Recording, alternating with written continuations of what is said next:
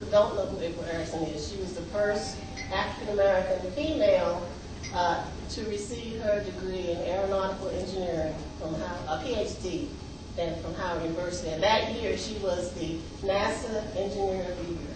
So she came, she talked to all my students. And Melody came and she said, I want to be like her. So I said, all right, we had to find a program. Now the one thing about and it happens a lot in inner city. The parents don't want their kids to leave because this is the best thing that they ever did. And they want to hold on with them, to their kids. And I had to learn that because I thought everybody wanted their child to go to college. But they want their children home because this is the sign of their success. So here you come and you're trying to take them. So I found a program close by that Melody could attend.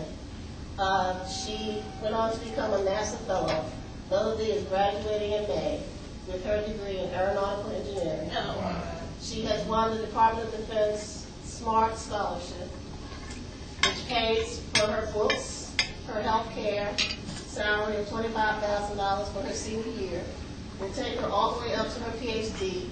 She will now go to Albuquerque in the fall, where they will pay for her rent free. I told her to get 2 bedrooms so they can come visit. And she's going to be going to the University of Mexico to work on her PhD.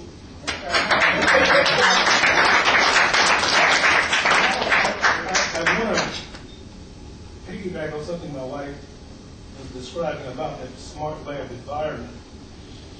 That was a unique learning situation. Not all underprivileged schools have the money to afford a smart lab. A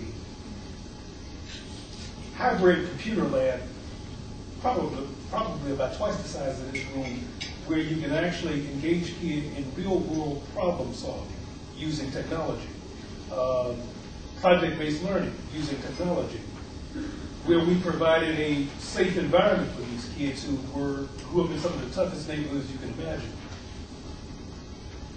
The lab became not just a learning environment, but it became an oasis for these kids, a place where they could actually be kids.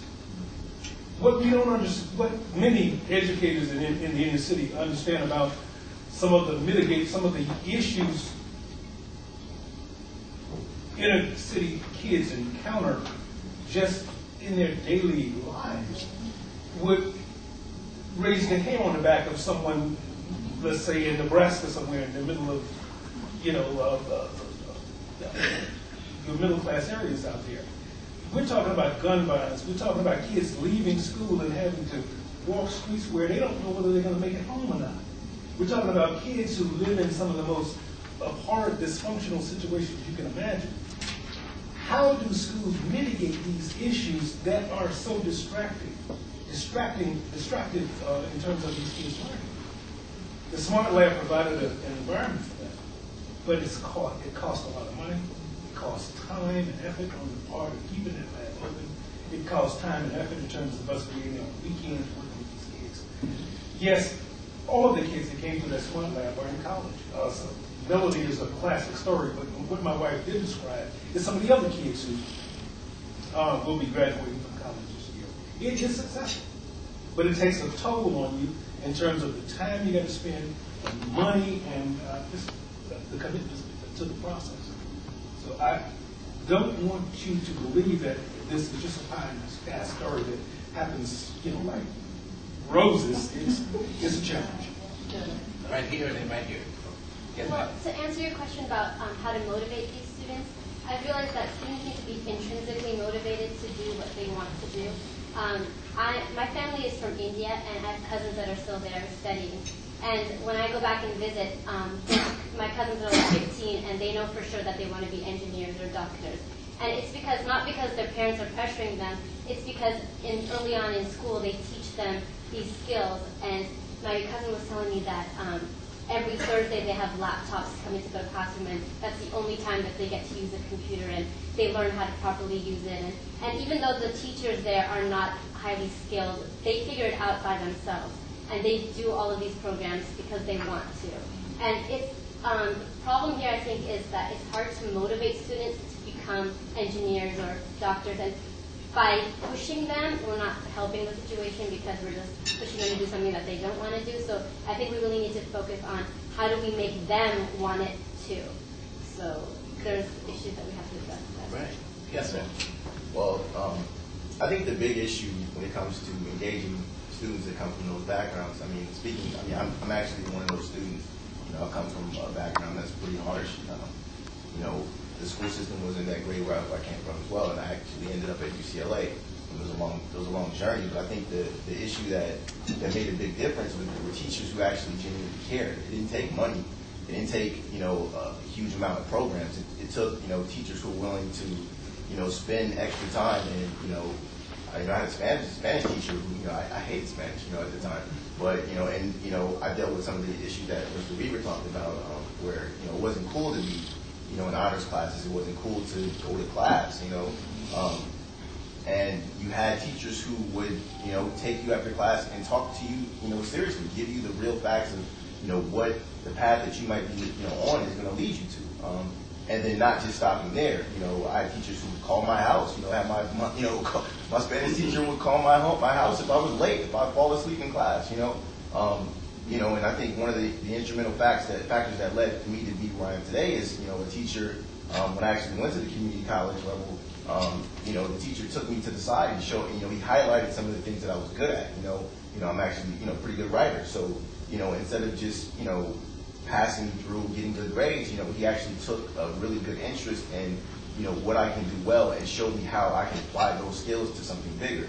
And, gave me a view of success that wasn't, for me, success was, dealing drugs and making money, playing basketball. But that was success to me. So seeing, a different view, seeing someone who looked like me, who was a college educated, Berkeley professor, who spoke 7 different languages, was completely outside of the norm of what success meant. And so I think that teachers need to. I think that we need to hold teachers more accountable, not only to be qualified. I mean that should go without saying. If you're gonna, how can you teach something you're not proficient in? But if you're not teaching, if you don't care about the students you're teaching, then you shouldn't be a teacher. Period. Right here and then right here. Back over here. Yes, sir. Okay, I think it's really obvious. What's the main thing that the youth do? What do they listen to? Rap, right? So dialogue, debate. If you look at the great debaters, a prime example, something that made kids get motivated. And these kids are really smart these days. So engage them intellectually through debate forums throughout the country. Let's revive that. I mean, that is as old as this country itself, when the street corner people used to be out debating right here on Capitol Hill in the public square.